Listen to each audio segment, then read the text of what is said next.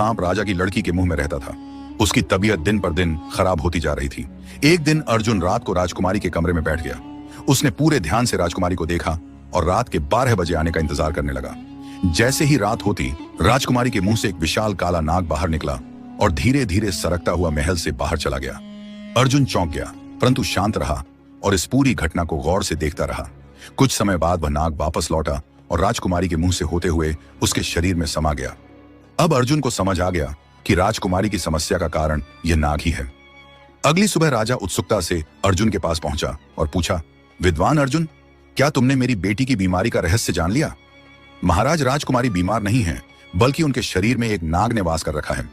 जब रात होती है तो यह नाग उनके शरीर से बाहर आता है और भोर से पहले लौट जाता है। यही कारण है कि राजकुमारी की सेहत दिन ब दिन गिरती जा रही है।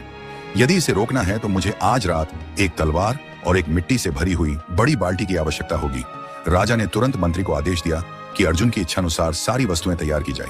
अब सभी को इंतजार था तो बस रात के अंधकार का रात होने पर अर्जुन पूरी तरह सतर्क होकर राजकुमारी के कक्ष में बैठ गया। उसके पास एक तेज धार वाली तलवार थी और पास में मिट्टी से भरी एक बड़ी बाल्टी रखी थी। जैसे ही रात के ठीक 12 बजे राजकुमारी के मुंह से वही काला नाग बाहर निकला और धीरे धीरे महल से बाहर जाने लगा। इस बार अर्जुन पहले से तैयार था।